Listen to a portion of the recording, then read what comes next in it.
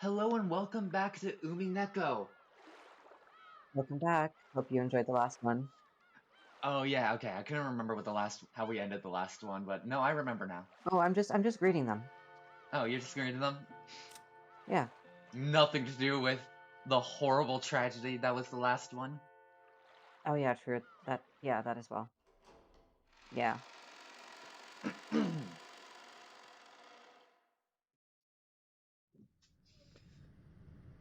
I returned to the boiler room along with Aunt Natsuhi and told everyone weakly that we hadn't found anything. We heard that Dr. Nanjo and George Aniki had carried Kanekun to the servant room. The servant room had a first aid kit and a sink and could apparently function as a nurse's office. Kumasawa-san and Jessica had accompanied them. Stains from Kanekun blood remained on the floor. Judging by the large amount of blood loss and the ruthless shape of the weapon that had fallen carelessly to the ground, I figured that Dr. Nanjo's treatment would probably end in vain. That weapon was doubtlessly the same type that had been stuck in Aunt Eva and Uncle Hideyoshi's foreheads.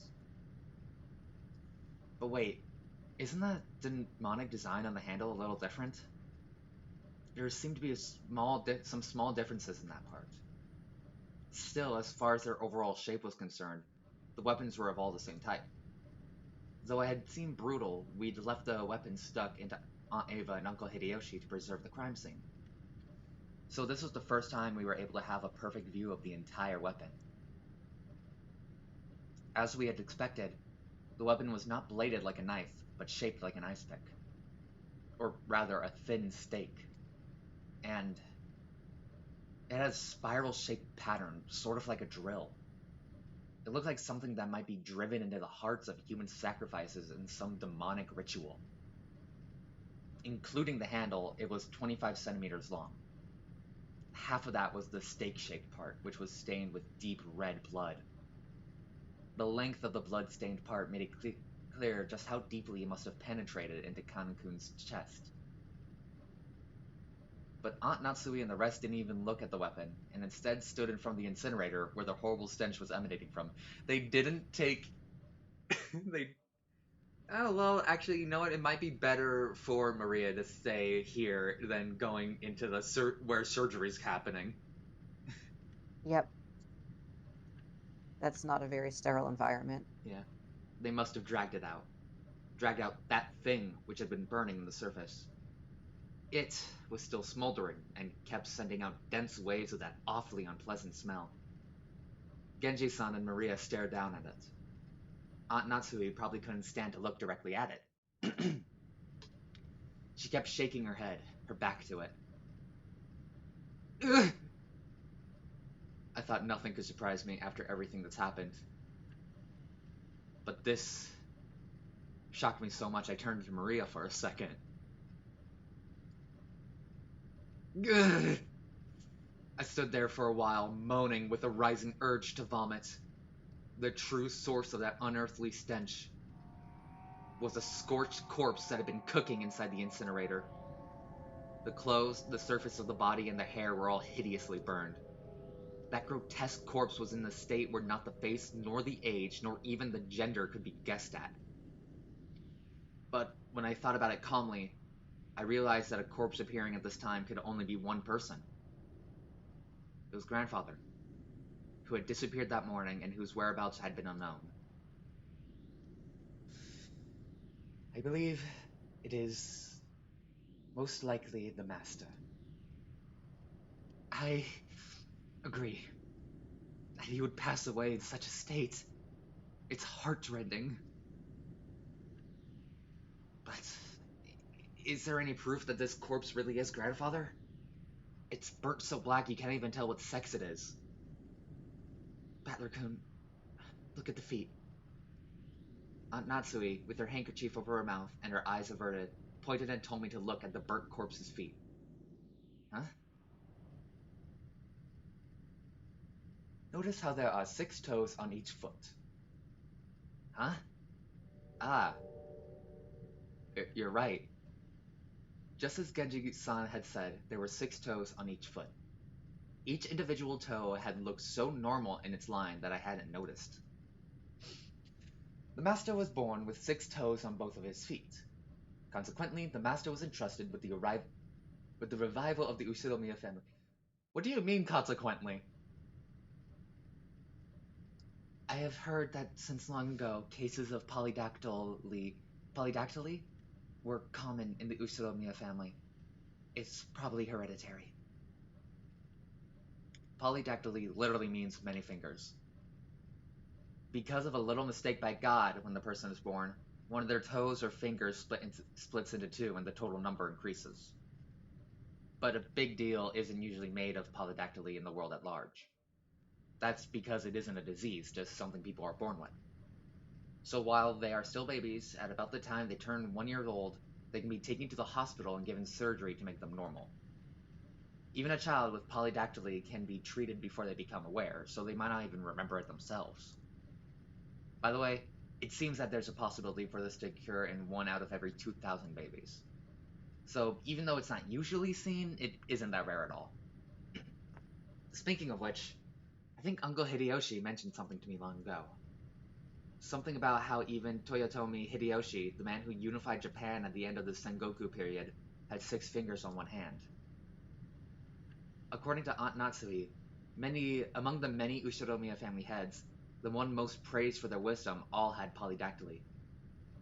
Because of that, when grandfather was born, his relatives were all excited at the thought that he might become another wise leader. And when the leading relatives all died in the Great Kanto earthquake, it was apparently argued that grandfather should be the one to restore the family because of the auspicious sign of his birth.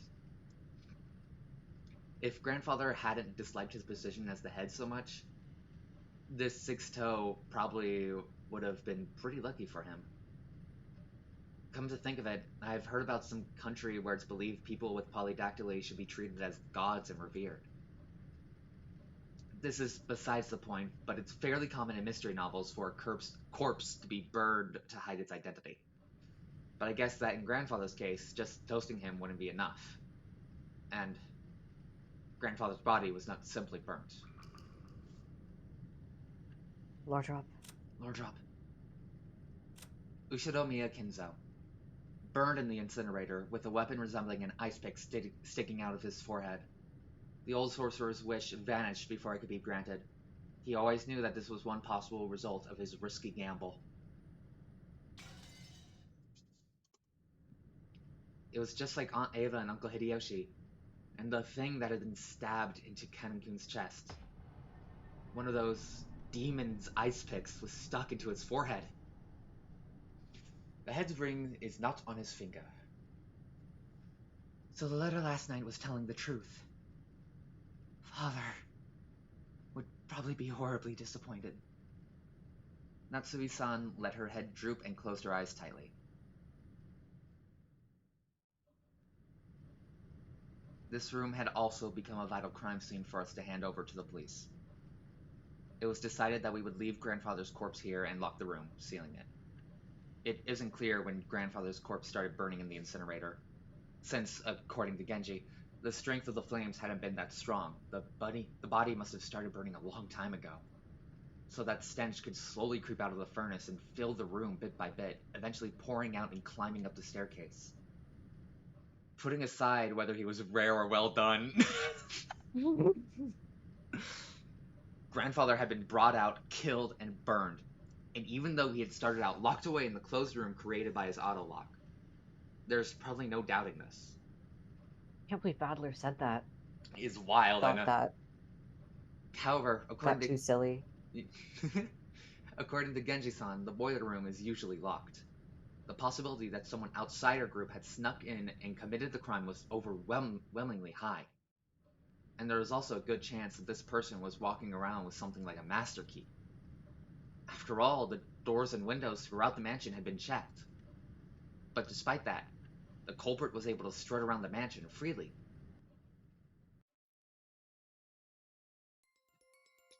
Does this crime confirm that a 19th person exists? There's still that contradiction, since they're trying to tout their existence without ever showing themselves once. Along with Kirie-san's chessboard theory, I've been using this contradiction to deny the existence of a 19th person. By spinning the chessboard around once more, the very fact that this crime makes it perfectly obvious that a 19th person exists means that the existence of the 19th person is even less plausible. As long as that 19th person doesn't show themselves in front of us. If the culprit could get grandfather out through the door sealed by the receipt, if they could kill Aunt Ava and Uncle Hideyoshi from the other side of a door sealed by a chain, which, by the way, in my own time I did look up how to unlock a door that's locked with a chain from the outside, and so many videos came up. So many. Of course you did. Yeah. Then could they possibly go so far as to create a fictional 19th person through strange tricks and devices? If we still want to believe that the culprit is among the 18, then the list of suspects has grown very short. The four of his kids, Aunt Natsuhi, Genji-san, Kumasawa-ba-chan, and Dr. Nanjo. One of these people has to be the culprit. Wait, we can't be sure of that. Just a second ago, we started doubting whether the corpse here was actually grandfather's, right? Maybe we can think of the bodies in the same way. For example, the first 6 had all had their faces horribly smashed. Some of the bodies had kept enough of their faces for us to confirm who they were, but that old bastard, for example, had lost his entire face as though the whole thing had been neatly peeled off. We only figured out which body it was, which by their clothes and surroundings. Did the culprit prepare a fake body beforehand and alter it to make it look like they died, even though they were actually hiding somewhere after committing the crime? It may sound ridiculous, but it wouldn't be an impossible trick to pull off. It's too early to give in to this 19th person. No, this witch.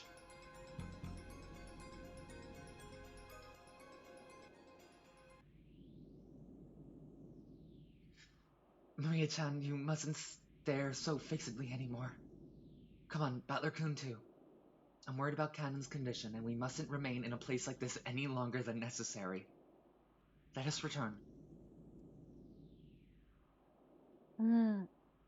Maria didn't go out with everyone else, but remained in the boiler room. The thing she was staring so fixedly at probably wasn't grandfather's body, but the demon's ice pick sticking out of his forehead.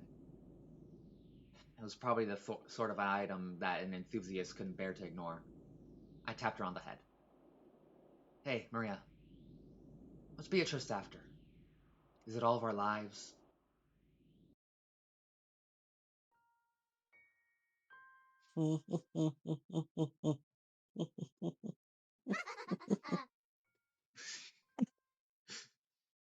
Beatrice will revive very soon. At that time, none shall be left alive. How can you laugh at something like that? Do you think you're the only one who's safe? Why don't you feel like you're in any danger? Why aren't you scared? Beatrice made a promise. She said she's going to take me to the Golden Land. It's a wonderful place where you have no obligations. Everyone's always together, and everyone is always nice to everyone else. That does sound like a wonderful place. I doubt that Beatrice is actually taking her somewhere like that. She doesn't break her promises. I'm looking forward to it. That time will come very soon now. She may not break her promises, but this could be a Hellraiser situation because the Cenobites do think that they're bringing ultimate pleasure and pain. Beatrice is a Cenobite. I mean, that implies makes sense. That implies that she's true neutral. Mm. I think she is on the evil side of the spectrum. Mm. I don't think she's neutral. That would make sense. I think that Burn Castle. Oh no. You'll meet her later. We'll meet her later. Yeah. Wait, is that I think the other witches would be. I think some of the other witches would be closer to true neutral. Yeah. Is Burn Castle the purple hair girl I have on my wall screen? Yes. Okay, cool. Then I do know her. All right. Blue hair, you meet her briefly later in episode 1. Okay. Just what kind of person is Maria? I only know what Maria was like 6 years ago when she was 3. She was once pure and obedient. A good kid. This new Maria 6 years later and the Maria I knew didn't seem to fit together. Just who is she? This witch who calls herself Maria. To Maria, who obstinately believes in the witch, this series of unsolvable crimes is proof that the witch actually exists. Every time something occurs that would be difficult for a human, it becomes a little harder for the rest of us to not believe in Beatrice. It must be an intense pleasure for Maria to see her relatives, who once firmly denied the witch's existence, start acknowledging that witch's existence one by one. Is that why she's in high spirits? Maria, let me ask this one more time. You'll probably answer the same way anyway, but I'll ask just once more.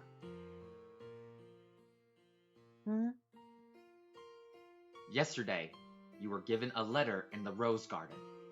Who gave it to you? Like I said, Riche. Adler still doesn't believe. Maria only repeated what she had already said. Maria met with the 19th person, the witch.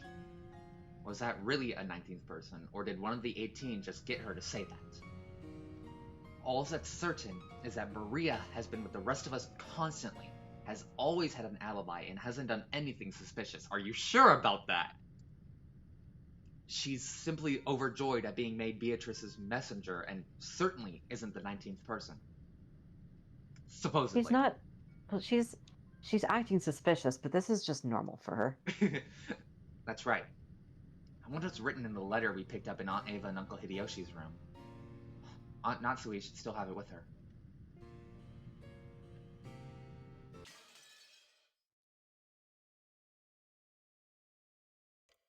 It's a fucking massive clock. It's so close. Yeah, why is that clock so close? Back the fuck up! Making sure we know the time. Joke's on you, I can't read analog. It's like after 7. Oh, cool. In the end, Canon-kun did not regain consciousness.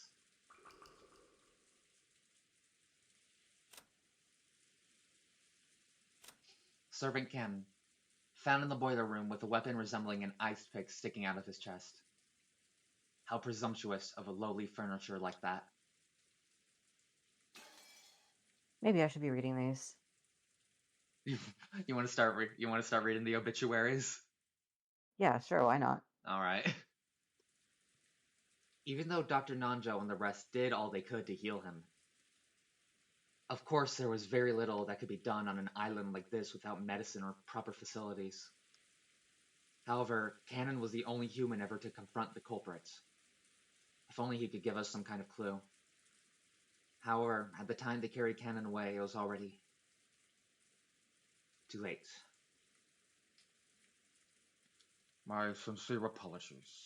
Without proper facilities, there was nothing I could do about such a serious wound. No, that's perfectly understandable. Thank you so much for giving it your very best. Dr. Nanjo's shirt had been sprayed by a violent spurt of blood, so it was easy to imagine the devotion with which he had tried to save Cannon's life. Up until the last second. Jessica was crouched in the corridor, crying softly.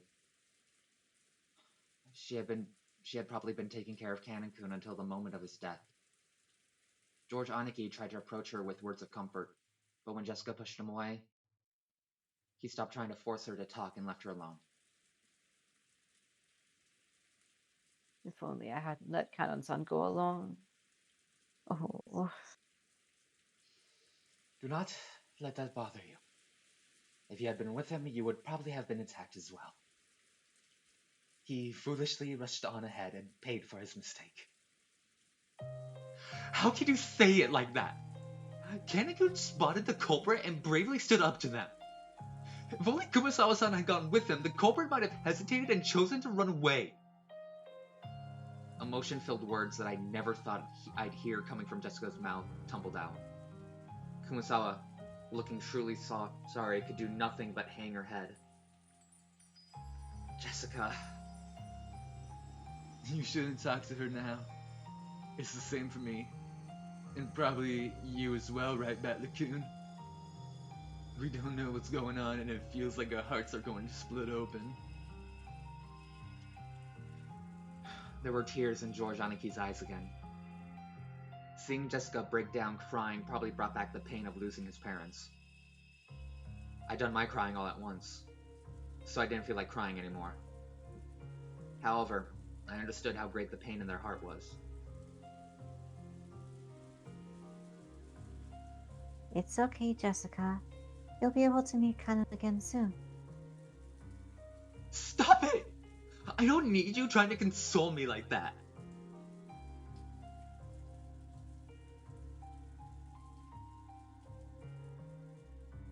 Oh, I thought that was Jessica. I don't know why. It'd be hilarious if Jessica all of a sudden out of nowhere became a Beatrice convert. Beatrice will resurrect the dead and even love that has been lost. So you'll definitely be able to meet him soon. Then, everyone will be able to live in peace. So the one who killed Kanakun is this Beatrice who supposedly gave you that letter yesterday? Where is she? Where's she hiding? I'll find her and tear her apart. Tell me, you know who the culprit really is, don't you? What do you know and what are you hiding? Tell me, damn it! Milady, please stop.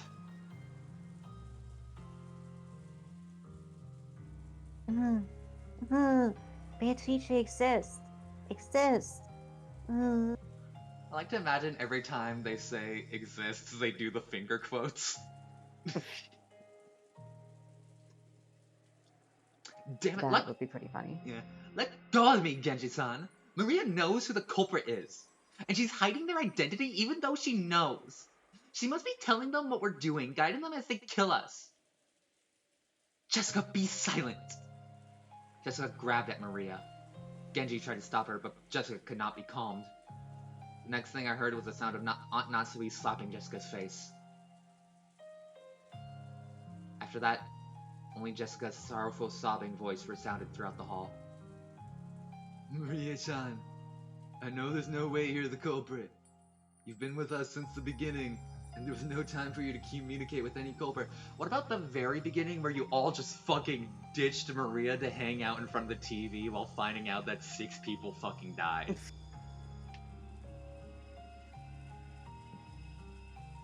So I want you to... That is true. Yeah. So I want you to tell me something. Miss Beatrice who handed you the letter yesterday, who was she? Although those words seemed kind, they clearly showed that George still had some remaining doubts about Maria. He didn't actually grab at her.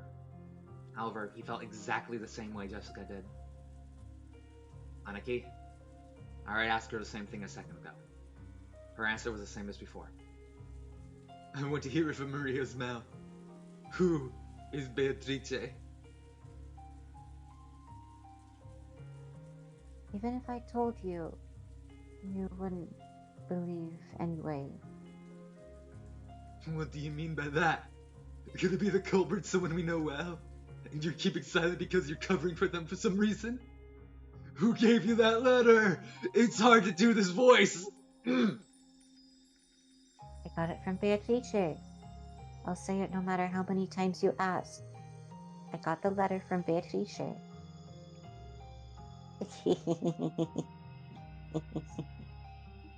Jojo-ni-chan, do you refuse to believe in Beatrice because she's not an opponent you can hit? You want to turn your feelings of helplessness into violence and beat someone up? So you won't be satisfied unless your opponent is a human you can hit. So even if I tell you the truth, you won't accept it. So it's pointless for me to tell you. You won't believe. Honestly, I think Battler should like kneel down to Maria's level and be like, Maria, do you have another one of those protective keychains? He's like, oh yeah, here you go.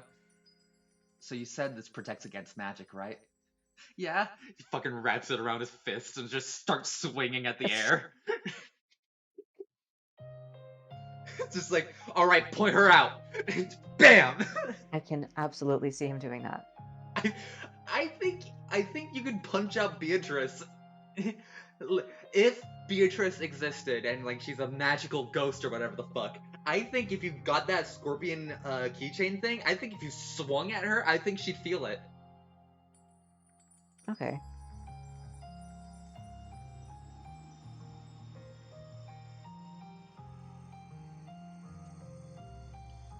But I'll keep on saying it because it's true. Beatrice exists.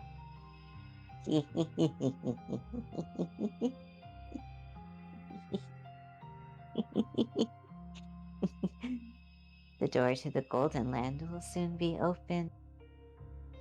I'll go there. Beatrice promised. In that world, Mama is nice. Papa is with us and also nice. I want to go there right away. Everyone is afraid of Beatrice. That's only natural. So calm yourselves. Beatrice said so herself. By the time the typhoon has passed, I'll have ended everything, she said. Ouch. Maria, I don't mind you being talkative, but let's leave it at that for now. I bet this is all a pretty happy situation for you, since you're always going on about how witches exist. But keep that to yourself for now. Don't try to force that on other people. What are you, a Jehovah's Witness?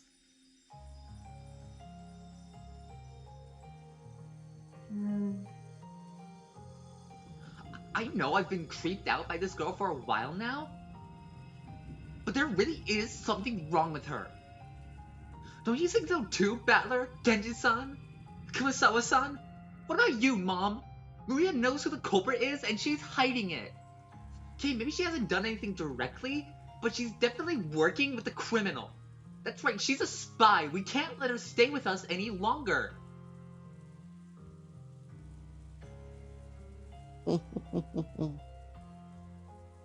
Maria-chan, you must realize there are times when indiscreet discussion is best avoided. If you keep adding oil to the fire, even I will get very angry. Aunt Natsui glared at Maria with frightening eyes. Maria was used to Aunt Rosa's loud style of scolding, but she apparently hadn't built up a resistance to Aunt Natsui's quiet sort of scolding. She shrugged and kept her mouth shut. A desolate feeling filled the room. It felt as though things would just get more complicated if anyone spoke. How many people have already died? 6 people in Dad's group. After that, both Aunt Ava and Uncle Hideyoshi, Kanon-kun, grandfather. There were a whole 18 people on this island, supposedly, and 10 of those people had been killed. That's more than half of us. And right now, there's absolutely no proof that the remaining 8 people will be safe.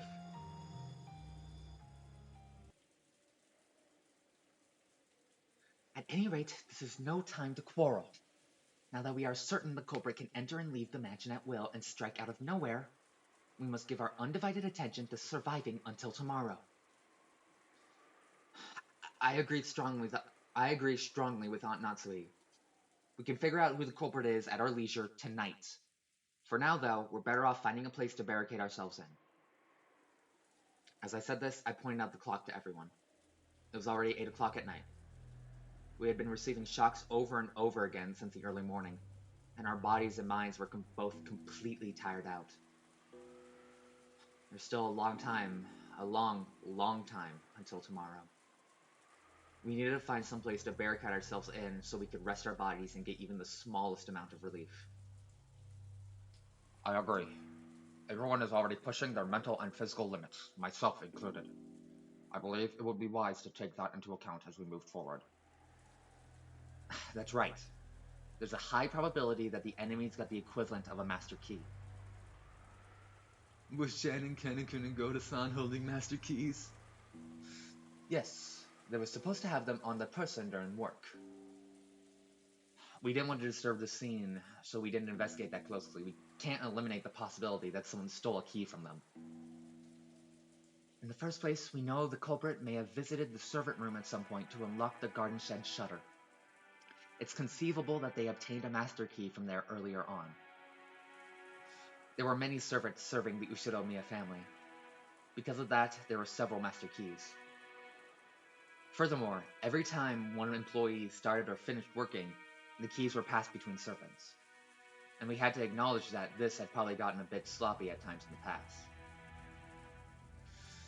Even if they borrowed bundled keys from the pockets of one of the murdered servants, is there any safe place that even those keys couldn't open?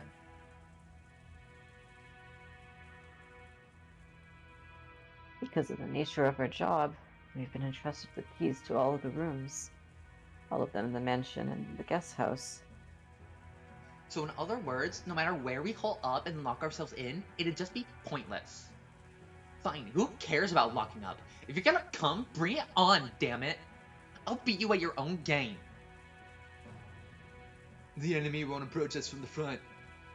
I don't know about the first 6, but if we looked at what happened to my parents and Kanan-kun, and even grandfather, the enemy has only gone after isolated people. They don't have the power to assault all of us openly in a secure room. That's right. It's just like Aniki says. And maybe Aunt Natsui's rifle can serve as a deterrent to stop them from attacking. I hope that is so, but... Maria, I know you want to say something, but keep it to yourself and stay quiet for a while.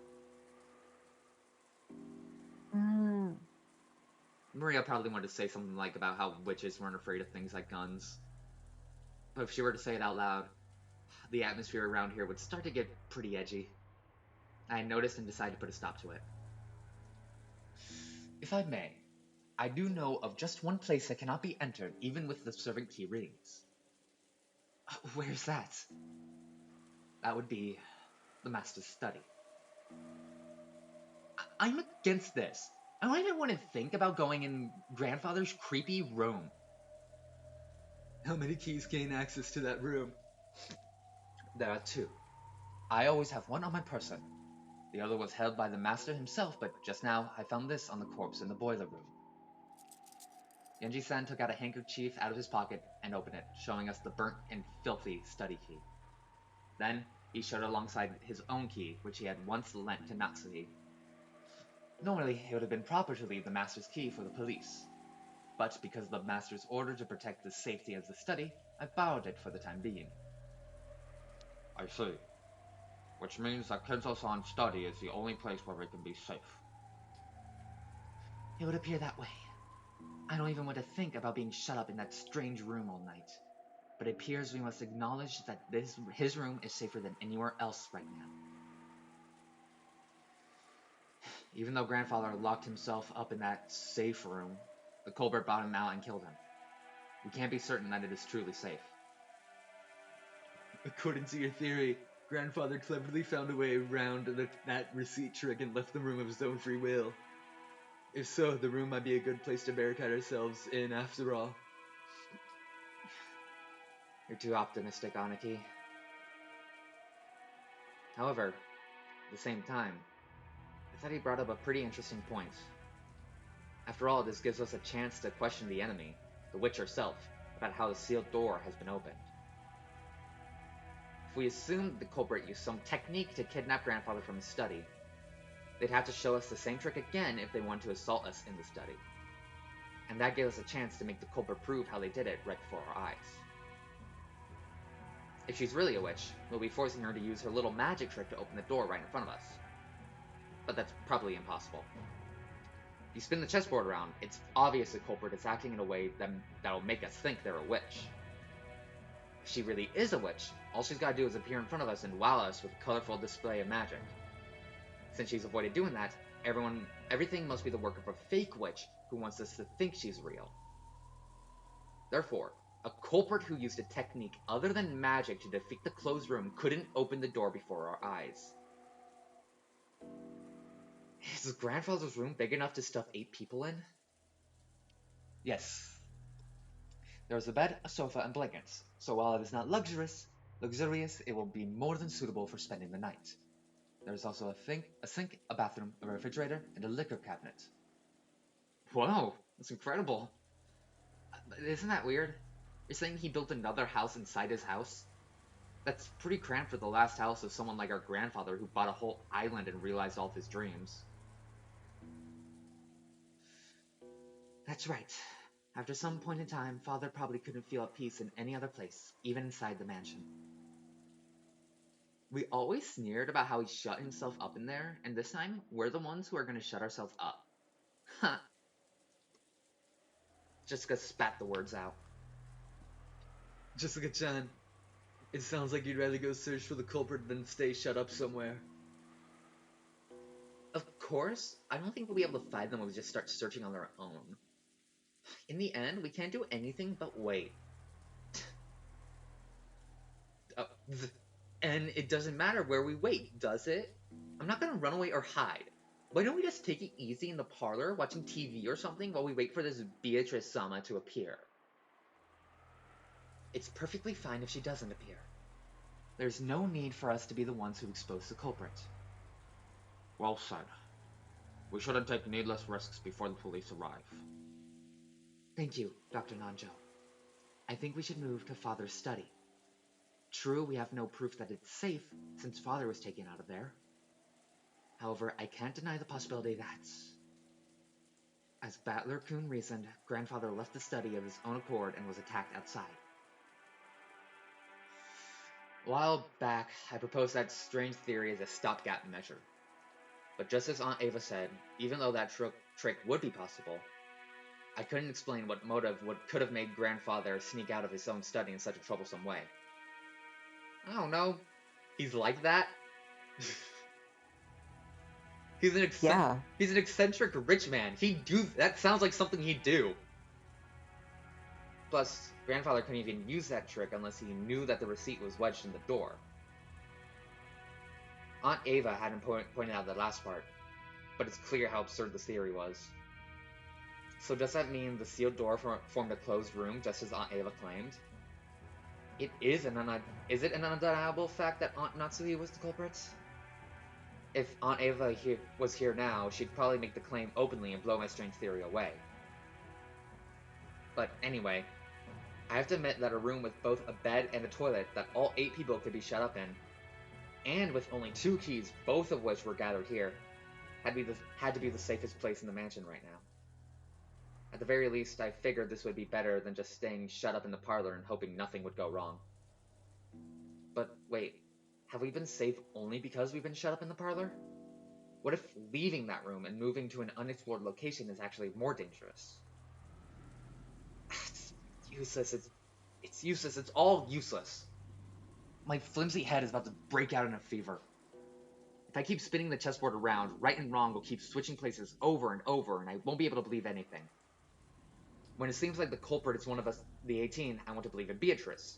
And once I start believing in Beatrice, I start wanting to find the culprit amid the 18. If that keeps spinning around forever, in the end, my thoughts won't have taken one step from where they started.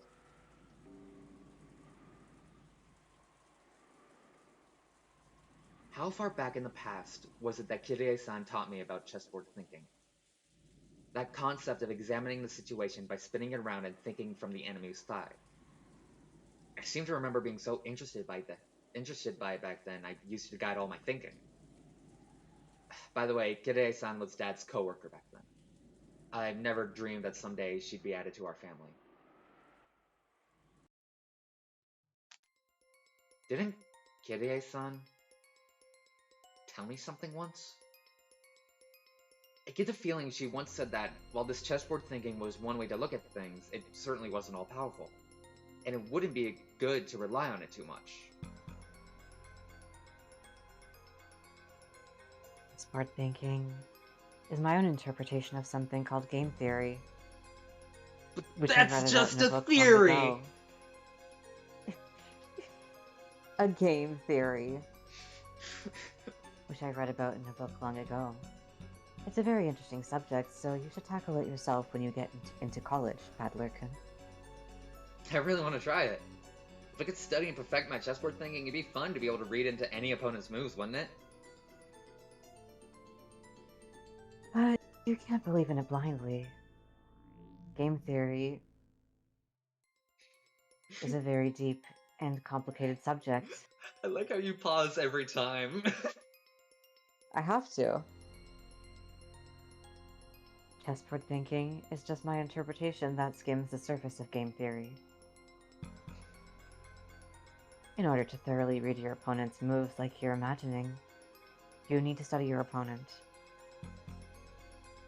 Additionally, while chessboard theory is convenient and practical, it isn't perfect. It has many weak points despite its convenience. Weak points? Yes. Chessboard thinking is founded upon game theory. When you thoroughly investigate game theory, it boils down to math. Do you know what the weak point of math is? It's noise. In math, when you write 1 plus 1 equals 2, that process will always result in 1 plus 1 equals 2, no matter how many billions of years pass. Nothing more, nothing less. That's because there's absolutely no noise mixed in.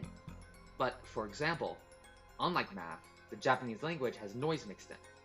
Kanji are a good example. Fuck yeah, it is. I've been learning Japanese in my own time, and God, I hate learning kanji. Old kanji and new kanji Yeah, are honestly. Oh, there's someone, there's someone I watch on YouTube sometimes who teaches English in Japan, I think, and he's a native Japanese speaker. He hates kanji.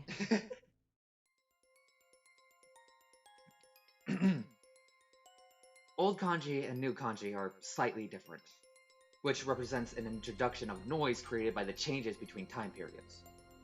Isn't history the same? There are dozens of policies that seem foolish in the modern era, but were meaningful at some point in the past. Because the rules of chess are fixed, when a pair of experts are discussing one particular layout, it's possible they could reach the same conclusions whether they're from 100 years in the past or 100 years in the future. However, if the rules of chess had gone through massive changes over time, it's possible that a discussion about the same layout would have changed as well. That's right. Events in the world of humans are normally full of noise. Aren't human emotions that way? Even if the exact same thing occurs more than once, there's no guarantee that humans will always act in a predictable fashion. The moment we try to use a math-based theory to predict someone's actions, we must be aware that our theory has built-in weaknesses and limits. Simply put, chessboard thinking is extremely weak against noise and fickleness, as well as mistakes or incorrect knowledge. That's right. Kirei-san definitely said that. Chess has always been a game where both sides play by the same rules and fight with the same conditions for victory. That's why it's possible for both sides to predict the other's moves. It's possible to read your opponent because you can always suppose they'll make the best moves they can find. But what if your opponent is fickle or a bit tired and makes a move that can hardly be called the best? Or what if the game actually has a special rule, some unknown thing that only the enemy knows about and can use? In fact, what if the opponent actually has some goal other than victory? Think from your enemy's perspective. That's the basis of chessboard thinking. Which means, if you misread your enemy, the answer you draw from this process will be completely rubbish, useless. So far, I've used chessboard theory to guess several vague bits of information about the culprit hiding behind this case, or so I think. However, I don't know anything about the culprit. Am I just playing around in a labyrinth of thought? If Kirei-san were here at a time like this, she'd probably be able to know something with her much, much sharper thinking ability.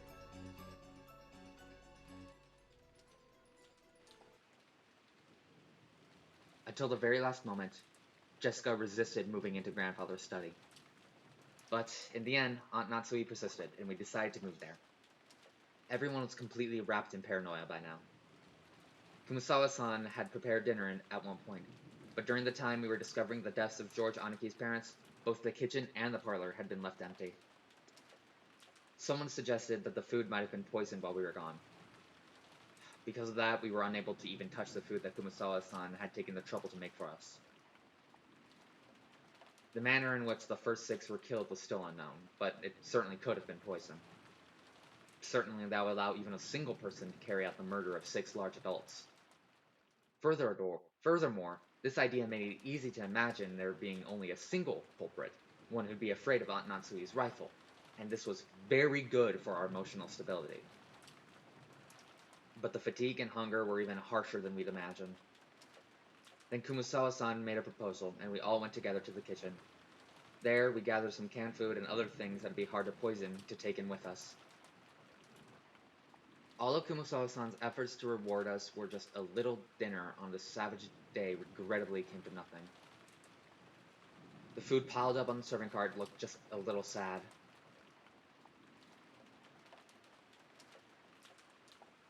We all started climbing the stairs. Aunt Natsui, who was in the lead, weirdly stared into the darkness with both eyes and the barrel of the gun. Once we dragged ourselves up to the 3rd floor, just as Aunt Natsui had warned us beforehand, there was a mixture of a chemical smell and a sickly sweet aroma, a stench hanging in the air that felt like it was eating into our heads. I see. This kind of stench would probably give you a headache if you were shut in with it for a whole night. I know it's a little late, but I'm with Jessica. I vote against going into grandfather's study. It felt like the stench was flowing out from this magnificent door. It was the door to the forbidden study, which should defend against any who would enter. While Genji-san unlocked the door, Maria stared at the door and the doorknob with great interest.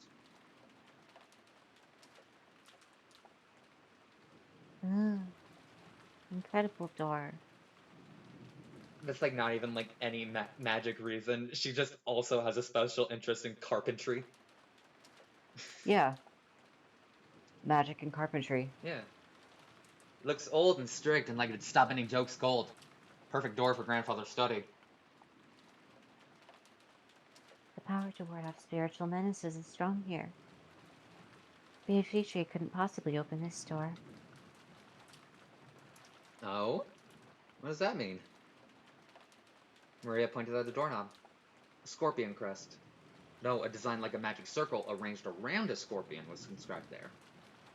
Quick, fucking rip that doorknob off and use it as a fucking weapon.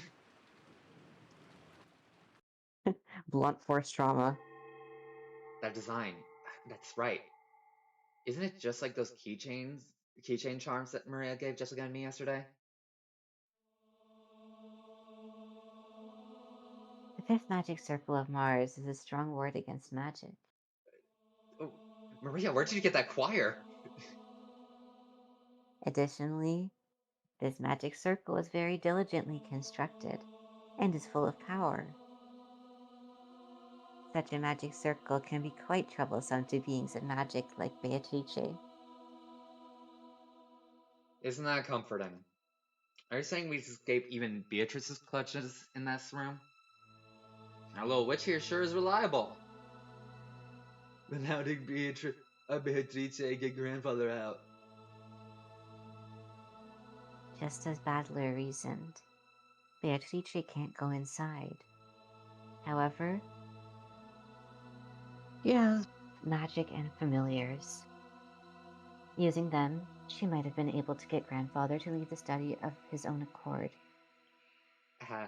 Just left a cassette player blasting Limp Bizkit out, and Kinzo was like, "Oh fuck, is that the Limp? Shit." I think Kinzo is a huge Limp Bizkit fan. That's a great headcanon. When did Limp Bizkit start making music? Hold on. Yeah, I'm looking it up. When did Limp Bizkit start? 1994. He was ahead of his time. Damn. He never But lived to see the start of Limp Bizkit. to be fair, It's just so sad. Kinzo did do it all for the Nookie. Eh? You don't know that? It's a Limp Bizkit song. It's Okay, yeah. called Nookie. It means sex. I Damn. think. I don't know. Ask Toby. He'd know. Okay. I've read about that in manga. I've seen a bunch of scenes where vampires were frightened of crosses so they couldn't get close. But their familiars were just fine, so they made their familiars attack. Those scorpion keychain charms I gave you yesterday also had the fifth circle of Mars on them. The power dwelling within them was weak, but they should be enough to protect you until we leave the island. Although it sounds like you've lost yours, right?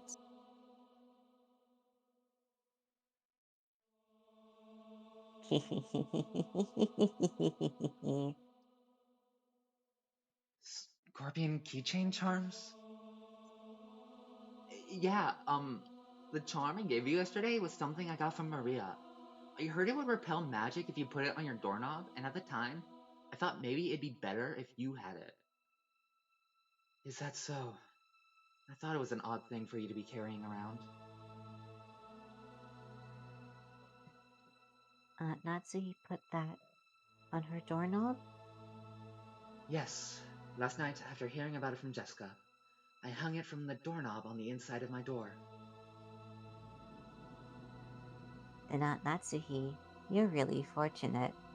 If you did that, Beatrice probably couldn't even lay a finger on you yesterday.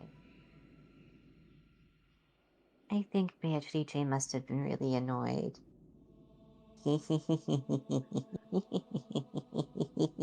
Laughing a lot for the person who did cause, like, indirectly cause Beatrice that annoyance. Like,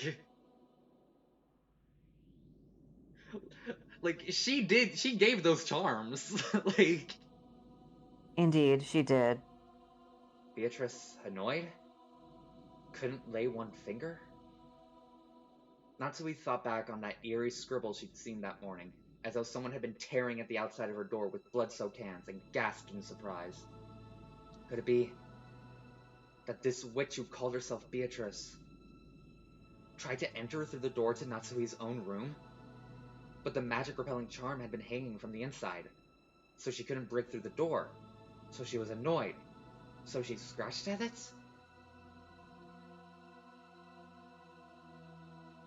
Quit it. Don't talk about that. Witches don't exist. The culprit does. And they're human just like us. If you need proof, why don't we dice her up and see if her blood's red? Damn it. Damn it. How could you do that to Ken-kun? Like, Genji unlocked the door. 8 people entered Kinzo's study.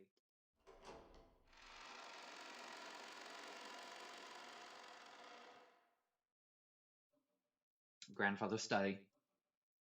I'd heard rumors about it beforehand, so I wasn't that shocked. He had done nothing more than fortify it thoroughly with his occult hobbies. If grandfather's hobby had been chasing after pop idols, these walls might be buried beneath idol posters.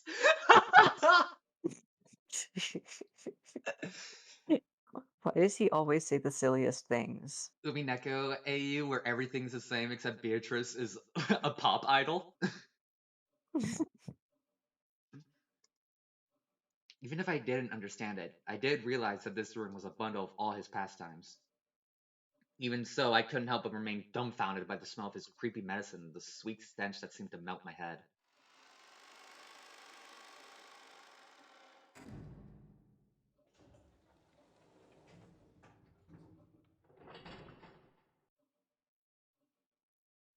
When the door was closed, it automatically made a plunk. I see. This is the auto lock that's activated whenever the door is closed. And there were only 2 keys that could open this door from the outside, both of which were in this room. In other words, it had become a closed room. The shutter, the receipt, the chain, and now the auto lock. This 4th door has had the most magnificent lock yet, and this was doubtlessly a closed room. Just to make absolutely sure that the room was secure, we checked all over for ways in or out. The window was tightly locked. That should have been enough, but just in case, we tried knocking all over the walls. After all, the ad talked about there being a hidden door in this room, but we couldn't find anything suspicious. Grandfather's study was very large. Even though we called it a study, it wasn't really a single room. It could be divided up into 4 basic sections: a study section, a bedroom section, a toilet/bathroom section, and a section for cooking that had a sink. I see. This study really does have enough in it to live in. Now I see how grandfather could live his whole life in this room without ever leaving. It seemed grandfather wasn't in the habit of watching TV because there was no television or even a radio in this room. But there were 2 full sets of medieval knight armor. That's a wild thing to have in your study. It's just for fun. We Just can't for do, sillies. we can't do anything except pass the time listening to the sound of the rain until tomorrow morning. Dr. Nanjo looked closely at the chessboard that sat on the table in front of the sofa and muttered. It was apparently the partly finished chess match he'd been playing with grandfather until yesterday. The black had the white pretty well cornered, and it looked like a checkmate would be reached within a few moves. The last part of the endgame. Even though checkmate had almost been reached, the endgame had been rushed, and in the end, was never completed. Kinzo-san, it seems we weren't able to see this match through after all. Dr. Nanjo. I was Kinzo-san's friend for a long time, but I never knew about more than half of them. I believe 2 Kinzos existed. Wise one, and one trapped by some madness. I never understood anything about him. Especially when it came to Beatrice-sama. It would seem like his personality changed. In the direction of Kumasawa-san's upward gaze, a portrait of Beatrice could be seen. It wasn't massive like the one hanging in the entrance hall, but small, made for this room. Grandfather probably spent every day in this room, and so much of his time, talking to the witch in that portrait. Who was Beatrice to grandfather in the first place? Right now, you couldn't just explain it away by saying it was a story made by the parents to frighten children away from wandering into the forest. While eating the canned food we brought from the kitchen, we talked together about who Beatrice was. Whether the culprit was Beatrice herself or someone pretending to be her, whether they were a witch or a human, that was besides the point. The woman in this portrait was strongly related to the roots and background of this case. You couldn't talk about this case without talking about her.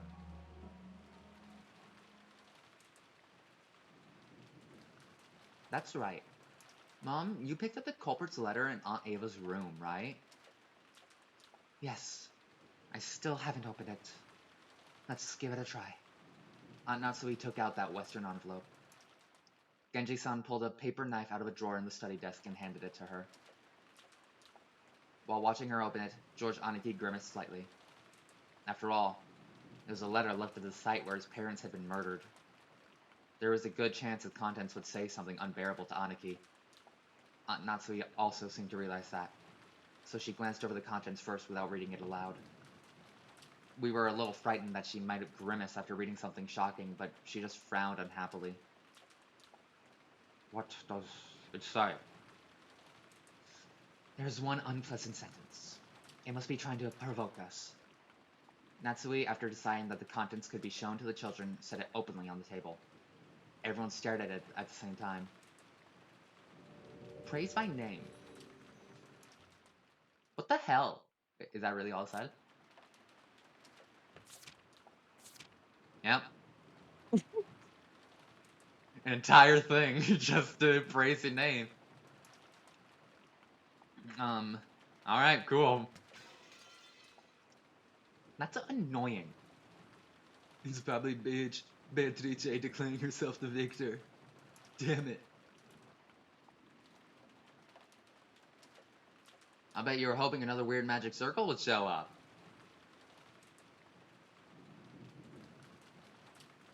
There was a magic circle, but my expectations have been betrayed.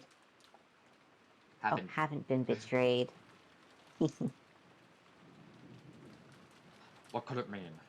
I wonder if she wants to tout her own existence. Hold on, okay. So clearly clearly the murders are following the epitaph.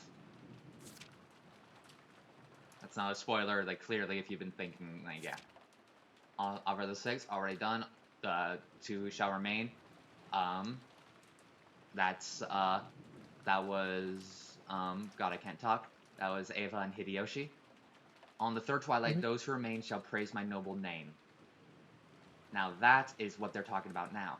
However, it looks like they went on to do the fourth and fifth twilight. If we look at Kinzo, who had a weapon sticking out of his forehead, and Cannon, who had it sticking out of his chest. Yeah, then there should be 3 more. Yes. So then, stomach, knee, leg, and then those who remain shall praise their noble name. They skipped over the third twilight. So feels like they're cheating. Do you think I Well, could? because she's just reminding them to praise her name. Do you do you think I could just be like, you skipped the third twilight. You cheated. No, she didn't skip it. They skipped the Ushiromiya skipped it. Okay, well. She's just reminding them. Hey, praise my name, please. Hey, can we do this? Praise my name. Hey, please, guys.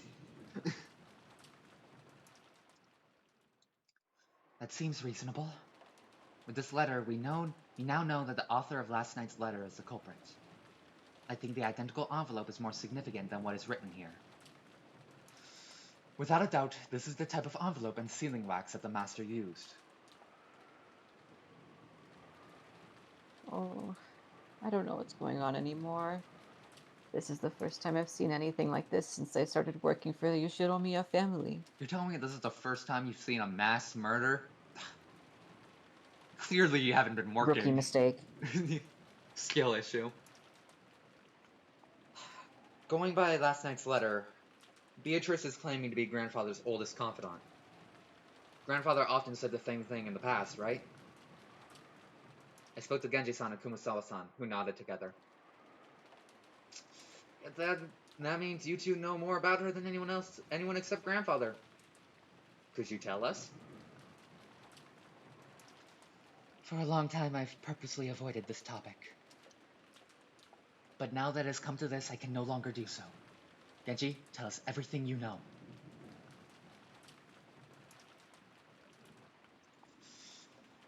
Genji-san didn't answer. Did he remain silent despite his knowledge, or did he know nothing at all? Still, I had a good guess. The ghost story of the witch Beatrice had long been deified among the servants.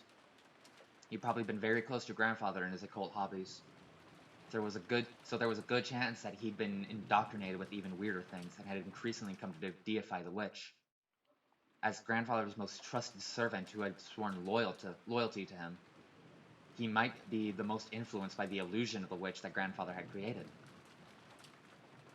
So there was only one reason for Genji-san to remain silent. He could speak, but it would definitely cause a backlash, so it was better if he kept his mouth shut. And it wasn't like we believed him anyway. Something along those lines. A short while ago, Maria had been more than willing to speak bluntly and unrestrainedly, and that had earned her a scuffle with Jessica. It was natural for Genji-san to keep his silence.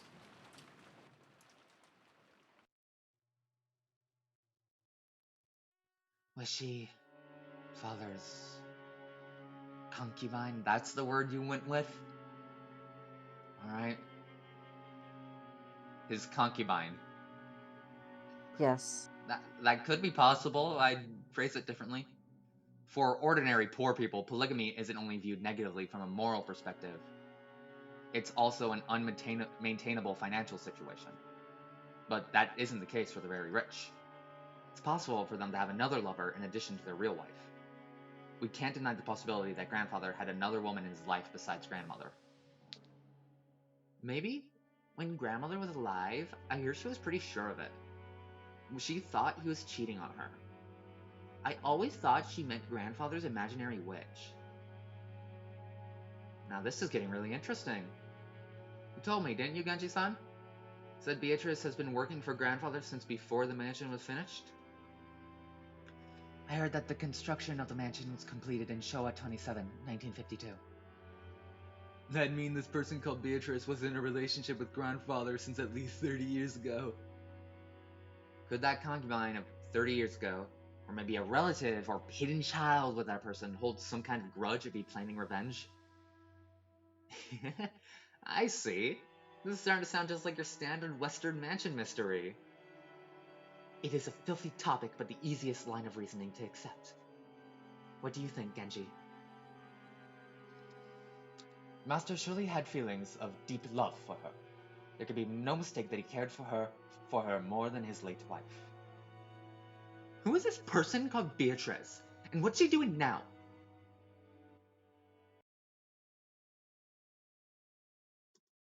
I have heard that she passed away before the mansion was completed. She's already dead? Yes. The master was deeply stricken by grief at her loss, and he devoted himself to the art of black magic as a means to revive her. Beans. Oh no. There we go. The master loved Beatrice-sama from the bottom of his heart. It was that madness which drove him to do all that you see here. As Genji-san said this, he spread his arms, as though asking us to look at this room, filled with the signs of grandfather's madness.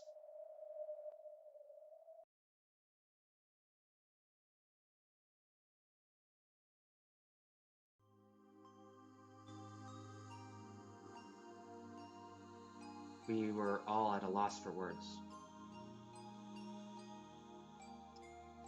And, normally black magic seems like it'd just be creepy, and it's really hard to imagine why someone might be so enraptured by it. Since Kinzo was just an eccentric who had restored the Ushiromiya family amidst his madness, nobody had tried to understand him. The only thing on grandfather's mind had been the loss of a beloved woman, and his inescapable sorrow. Earlier, this room had seemed creepy, but in an instant, it had changed into something we could understand completely. The creepy books, the magic circles, the medicine, all of it. It all existed simply because he wanted to revive the face of a single woman who had left this world over 30 years ago. The master only told me about Beatrice's Sama story once, when he was very drunk. Although I've forgotten the details. It was a deep, deep love, enough to make a woman like me jealous. When Kinzo-san succeeded the headship of the Ushiromiya family, his marriage to his late wife had already been decided by the few surviving family elders. So,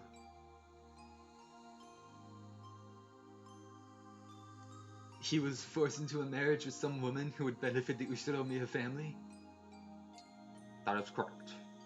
Kinzo-san was installed as the head who would revive the family, and had to bear the entirety of that heavy responsibility. I do not pretend to know the details of when or where Kinzo-san first met her. Guess it'd be rude to say any more than that. That was when grandfather truly fell in love for the first time. Just how deep was his affection for her? That was easy to see just by looking around us. This room was covered with piles upon piles of things having to do with black magic. And grandfather spent every day shut in here, immersed in his research and isolated from the outside world, never regretting 1 minute of it. You couldn't help but recognize the depths of grandfather's love for Beatrice. I had it all wrong, Genji-san. What do you mean by that? I always thought that maybe you servants believed blindly in the witch because you were influenced by grandfather's creepy black magic hobby. But that's not how it was, right? By acting as though Beatrice's soul at least had been restored, and existed inside this mansion, they might have hoped to soothe grandfather's heart. With closed eyes and the expression of one remembering something from the distant past, Genji had broken his long silence. In making that confession, he probably felt like he was betraying his one and only master in the most serious way, even though that person was already dead. Beatrice has revived as a witch, and she is in the mansion even now. Genji has said it, had believed it, had made people believe it, and would take that with him to the grave. This might have been the last service he could offer up to his master, The legend of the witch, the mysterious tale of Rokkenjima that was still whispered amongst the servants. Its true nature was a sad lie. No, it was an act of kindness towards grandfather, who had lost the person he loved above all else. I remember denying the witch's existence in front of father on multiple occasions. Now I finally understand how much that must have wounded him. Right now I can understand very well. If I thought I could revive Shannon using black magic, I'd immediately become the next owner of this room and start researching. Aniki. Another strand of tears dripped from George's eyes. Maybe his tears were infectious. Tears rose to Jessica's eyes too, and she sniffled. Beatrice has said it. Very soon, she will be able to revive people. You'll be able to meet them, she said. Very soon, the door to the Golden Land will be opened. In the promised land that glitters gold, the souls of all the dead will be resurrected, along with the love that has been lost. Then I will sleep in a world of peacefulness for all time. Did she say that? The Beatrice who gave you the letter? You don't believe, do you? If only grandfather were here. Sure he'd be happy. Sure to be jumping for joy now that Beatrice is about to be revived. In that case, I believe. If grandfather gave up half of his life for this research, trying to resurrect the soul of the woman he loved and spending the rest of his life believing, I believe too. Adler, When you love a single woman for so long, the people around you catch on to it and it becomes the truth. Maybe you could say they're just being polite for the sake of your feelings. But right here, now, I'd like to call that magic. How pissed do you think Maria is that people are admitting that Beatrice is real, but only as a woman that's been dead for 30 years? extremely. Just, Probably so confused. are you fucking kidding me? It isn't just being polite. It really is magic. She's a witch. It looks like nobody can see Beatrice after all. Fade to black. Some time passed. As we listened to the sound of the rain, we considered what kind of love and madness must have possessed the owner of this room as he spent half of his life here.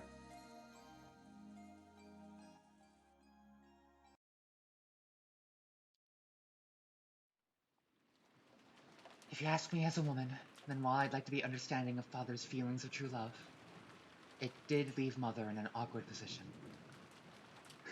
I agree. Cheating is cheating. No way to make it pretty. Yeah, that's right. Gotta feel sorry for grandmother. So, have there been any rumors about a child between Beatrice and grandfather? Keyword Beatrice has been hidden in every corner of this case, so it's natural to suspect some relative of hers. No, I have not heard anything like that. If there was one memento of his most beloved person, he surely would have given them all of his affection. Since he ended up immersing himself in black magic instead, maybe we should assume that there was no such child. Come to think of it, that reminds me of a rumor I heard. You know it, right? The story about how grandfather heavily supported an orphanage called the Fukuin House? Enough of that. That is nothing more than slander which would desecrate father. So, Aunt Natsuki, I think even you'd agree that this is no time to hide things from each other. It's a worthless story. Father made massive donations to an orphanage and had the orphans employed as servants at the head family to give them some on-the-job experience. The story in question is simply some drivel spread by fools who claim that father was using those orphans for some filthy hobby. For a while, some guys even said he was collecting human sacrifices for his black magic. And he really is doing weird experiments and ceremonies in this room all the time, so I half believed it myself. And these servants who came from the Fukuin house are... There are several of them, but Shannon and Cannon were the two scheduled during the family conference shift. To resurrect Beatrice, he brought in servants from an orphanage as human sacrifices. After all, everyone grandfather selected as a servant was young, about the same age as Shannon or Cannon-kun. I was sure it was because grandfather had some bizarre hobby. Jessica, mind your words. When Aunt Natsui scolded her, the atmosphere instantly went sour, and everyone fell quiet. However, something was tugging at the back of my mind. Sacrifices. Sacrifices. Human sacrifices brought over from an orphanage. What is it? Freaky words like sacrifices don't pop up often. And yet I've seen or heard that word recently. Some part of my memory is tugging at me. Hey Beatrice, what do you know? I had arrived in front of the portrait of Beatrice. It wasn't as massive as the one in the entrance hall. But that portrait, which must have been drawn by some famous painter, was still just as intimidating in the smaller size. Below it, just like in the entrance hall, was the epitaph that supposedly hinted at the location of the hidden gold. Ah. Sacrifices. Here. What the hell, Battler? You're creeping me out. 6 sacrifices. Ah. Ah! Both of my eyes are as white as plates. Everything's been predicted right there from the very beginning. Everyone crowded around, and the same expression of shock rose to all of our faces. That's right. It's right there in the epitaph. On the first twilight, offer the 6 chosen by the key as sacrifices. There's no doubt. 6 people died in the beginning. And even on the shutter where the magic circle was drawn, no, where the Hebrew was written, it mentioned the offering of sacrifices. Ugh. You've been saying that from the beginning. So have I, Maria, so have I. That's right, Maria said it right at the start. Right after we found the 6 bodies, when Maria was in the parlor watching TV, she said it. Ew, the culprit isn't human. It's just a sacrifice is chosen by the key. Do you like my Maria impression? Yes. This has nothing to do with the location of the hidden gold. It's the instructions for a resurrection ceremony using black magic or something. After all, this epitaph requires a large number of deaths. It sure does. Even reading through it quickly, there'd be 6 plus 2 plus 5. 13 people must die. How many people are normally on this island? It changes depending on the shifts for the servants, but there's father, my husband, Jessica, and me. And 2 or 3 servants. Today and yesterday there were 5 of them, but there aren't normally that many. Which means that normally, there wouldn't be enough sacrifices to carry out the ceremony. No, wait. There's that rumor that grandfather was collecting servants from an orphanage to be used as sacrifices in some creepy ceremony. So what does this mean? He increased the number of servants to increase the number of sacrifices and waited for the annual family conference when even more people would gather? Is it now the only time of year the ceremony could be held? When Jessica screamed this, Maria broke out in that creepy laugh, looking truly pleased.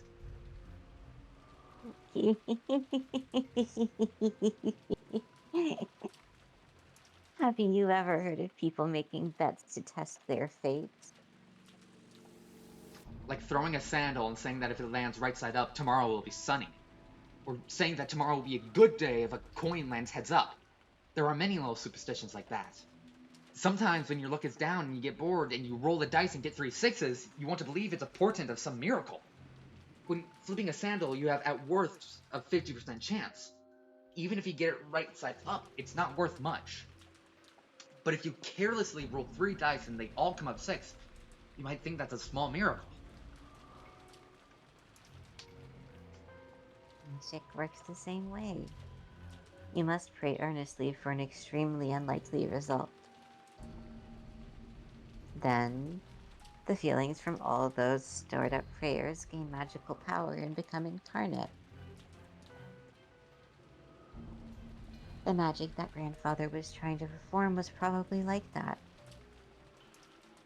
The key randomly selected sacrifices in a lottery, so to reduce the chance.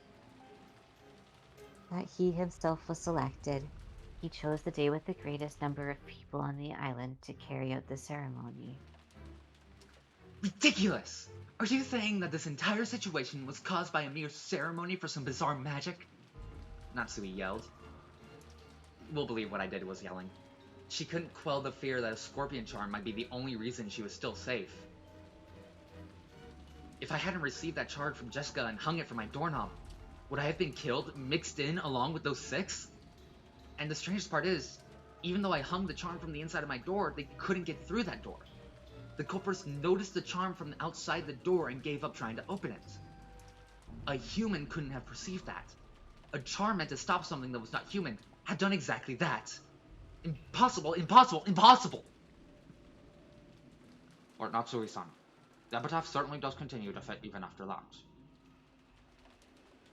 that. On the second twilight, those who remain shall tear apart the two who are close. Could this be talking about Eva-sama and Hideyoshi-sama? Painful as it may be, we must reach that conclusion. And after the cobra killed them, they left the words. They left the words from the third twilight in a letter here. That's right. After carrying out the second twilight, they left the third twilight in that place. The third twilight was just like Aunt Natsui read. Just read. On the third twilight, those who remain shall praise my noble name.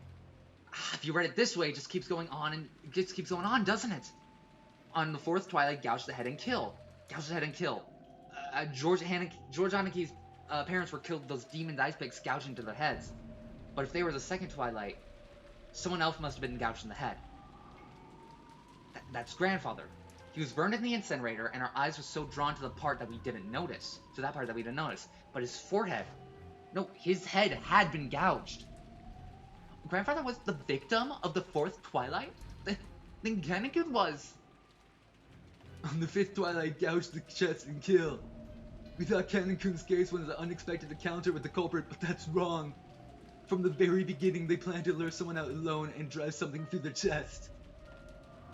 If the culprit has followed the epitaph this far, does that mean 3 people still have to die? On the 6th twilight, gouge the stomach and kill. On the 7th twilight, gouge the knee and kill. On the 8th twilight, gouge the leg and kill. Yes. You could read it that way. Beep. Well, I wonder about that. After those 3 die, it reaches the 9th twilight. Take a look.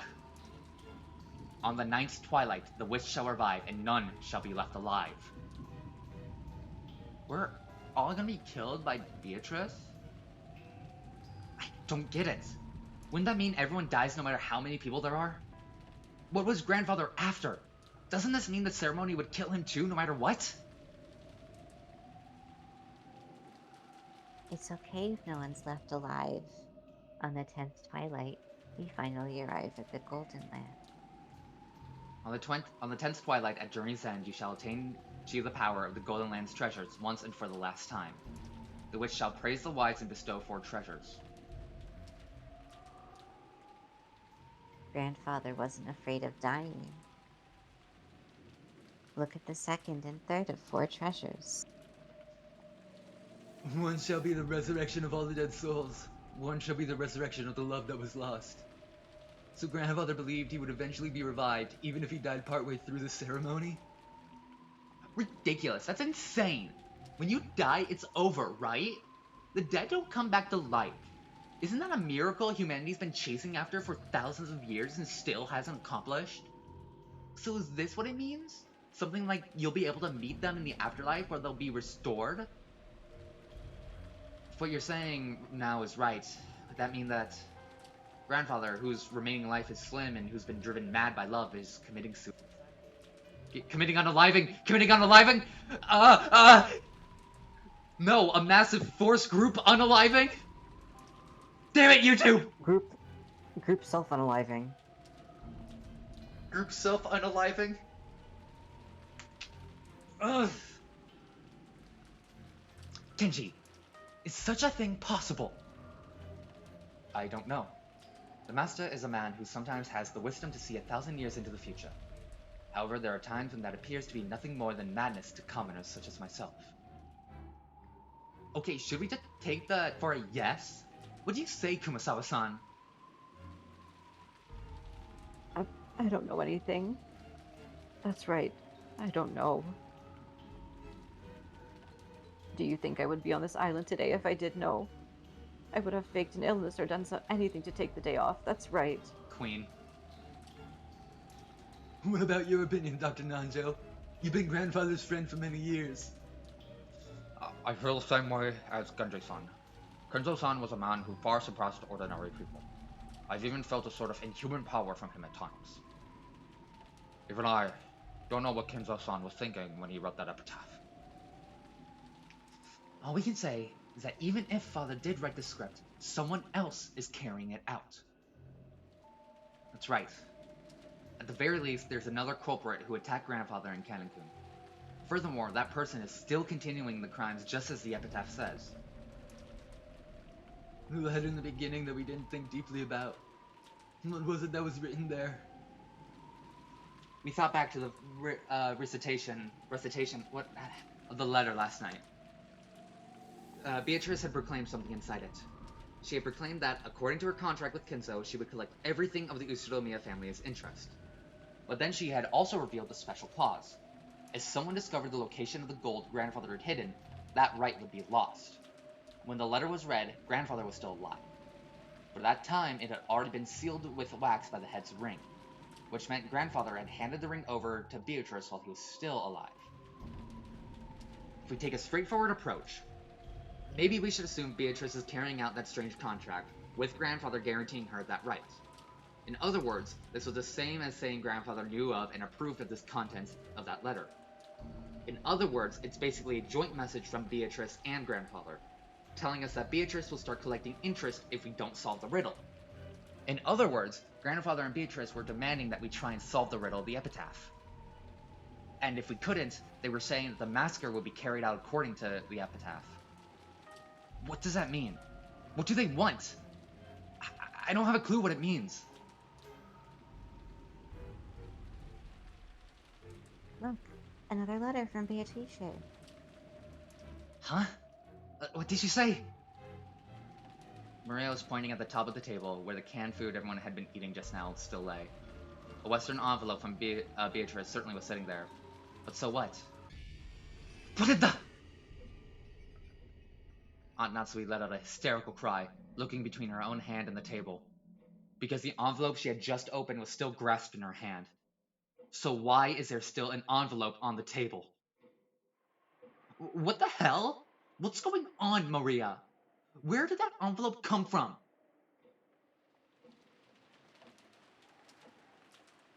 Just now, I looked and it was lying there.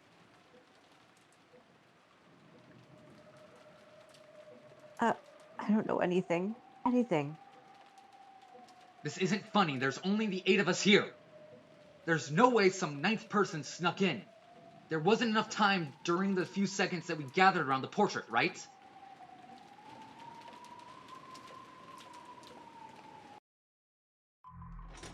Get back, all of you! Back against the wall! Aunt Natsui is pointing the rifle at Genji and the others, bellowing at them. Genji-san was overpowered, his face looking like he didn't have a clue what was going on. Of course I felt the same, but a few moments late I reached the same conclusion Aunt Natsui had. Until just a few seconds ago, there had been no letter like this on the table. And nobody entered this room. That means someone among us placed it there during the few seconds when everyone was looking away, preoccupied with the portrait. Butler-kun, open that envelope and read what's inside. Sure. I picked it up. It was still sealed with wax. Even without disturbing its contents, I realized that this was an as yet unopened envelope with an unknown envelope. Without relying on a paper knife, I tore it open and pulled out the letter inside. The contents were as follows. Are you enjoying the riddle of Kenzo-sama's epitaph? As you are all probably aware, you have very little time remaining. Please abandon any naive hopes of escaping after the storm passes. This game can only end with my victory or yours. When time runs out, I will win by default. There will be no ties. Make sure that you do not misunderstand your current situation. That's what it says.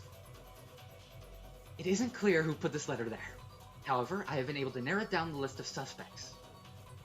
It's you all! Man. Oh, that's you. Madam, that's just too horrible. Just before I moved towards the portrait, I set a can of food down here. At that time, there definitely wasn't anything as strange as this letter there. And at that time, Jessica, George-kun, and Battler-kun were already in front of the portrait. And they didn't leave the spot in front of the portrait until the letter appeared. So the person who set that letter down is one of you four. Beatrice is here.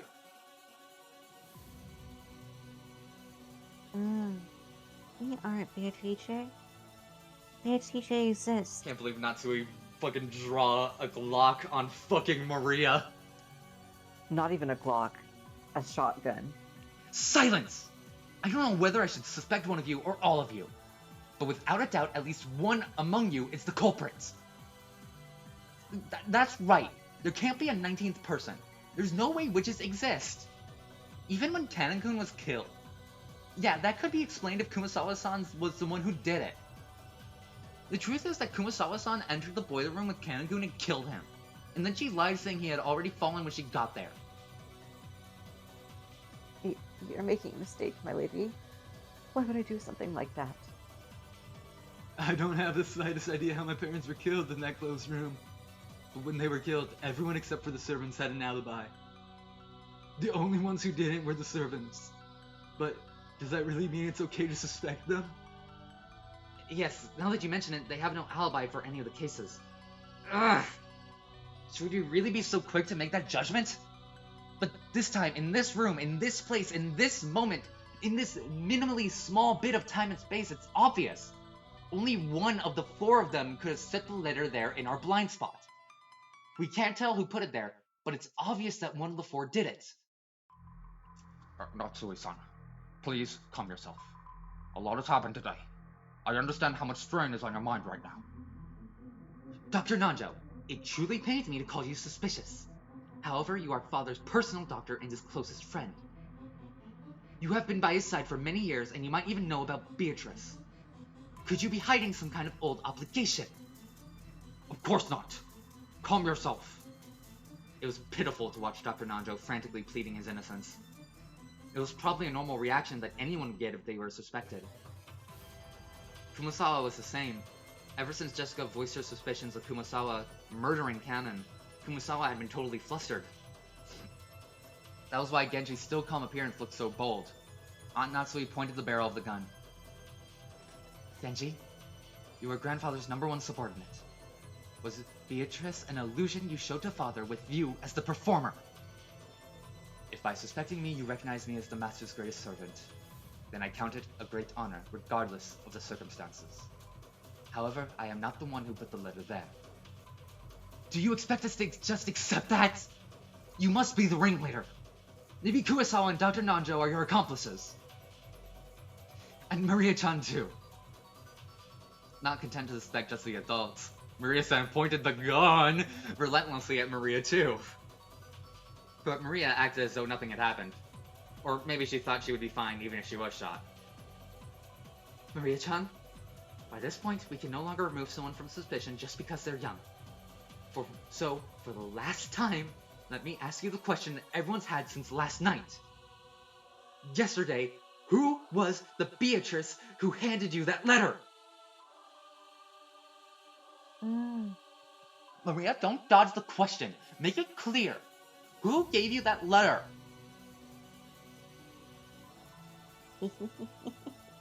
How many times do I have to tell you? It's Beatrice, the 1,000-year-old golden witch. If you want to know what she looks like, just turn around. See? She's right there. She's right behind you. Beatrice is.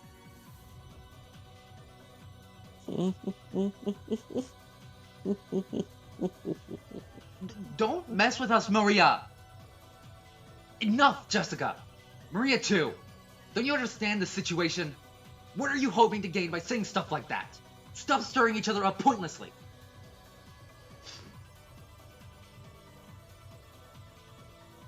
I don't understand. Who do you all want the culprit to be? You only believe in Beatrice when you don't want to suspect one of your own. When you're trying to settle a grudge because someone who's close to you has been killed, only then do you want to believe in a human you can attack with violence and deny Beatrice.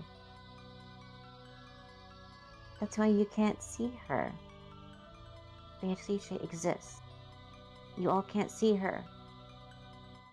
Silence! I don't want to label you as the culprit, but there is no longer any doubt that you enjoy making the situation unpleasant and are providing assistance to the enemy.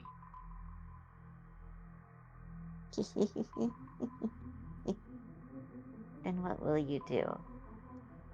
Shoot me? I don't mind. Very soon, the door to the Golden Land will be open. Then all the dead will be resurrected. Right now, death is nothing to be afraid of.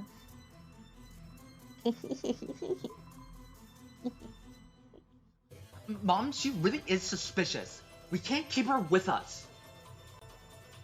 But Aunt Natsui, please calm down. There's no reason to shoot Maria. Please remain composed. The letter was meant to provoke us, but it's nothing to be afraid of. Even the culprit is scared of what will happen tomorrow. They're scared of the police. Right now, this island is free from the reach of the law, but that's only because it's isolated by this typhoon. Once the typhoon passes, the law will return. So you mustn't shoot. How can you stay so calm, George Nissan? One of these four is the culprit. No, maybe all four of them are working together. How can you stay so calm when one of these four might be the culprit who killed your parents? Even I have the desire to find the culprit and kill them. But that would be simple barbarism. I will leave the judgment of crimes to the law. So no matter how suspicious they are, you mustn't pull that trigger. I feel the same as George Aniki. Aunt Natsui, get a hold of yourself for a second.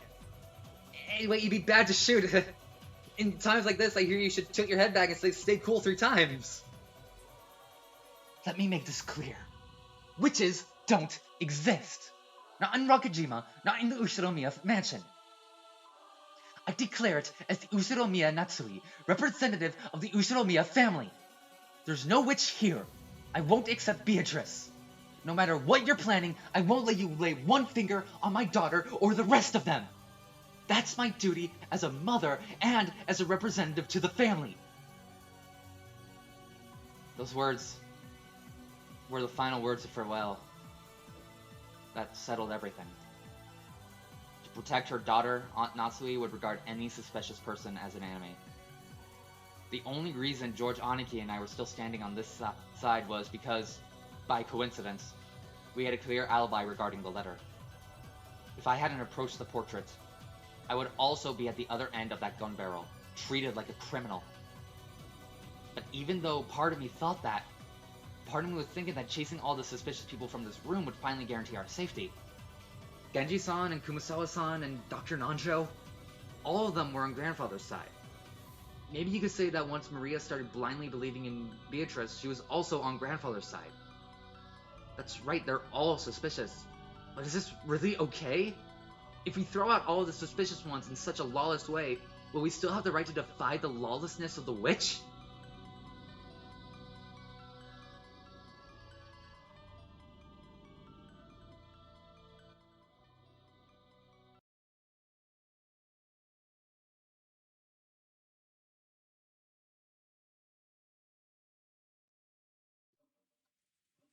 Alright. That's where we'll end it. Yeah. This one's so intense. I know. It's just getting more Yeah, intense. and I want to keep going.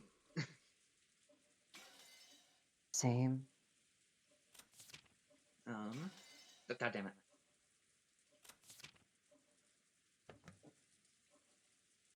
Alright.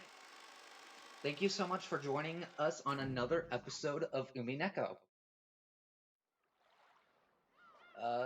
It was a blast. Shit keeps getting more and more wild. And I hope that you will join us on the next episode, which we will definitely end this first episode on. Make sure to like and subscribe. Make sure to Hope like, you enjoyed. subscribe, hit that bell if you want to be notified when the next Umineko comes out. Drop a comment. Drop a comment. Kiss your dad on the lips? Have a great day. Kiss someone else's dad on the lips, actually. Kiss someone else's dad on the lips?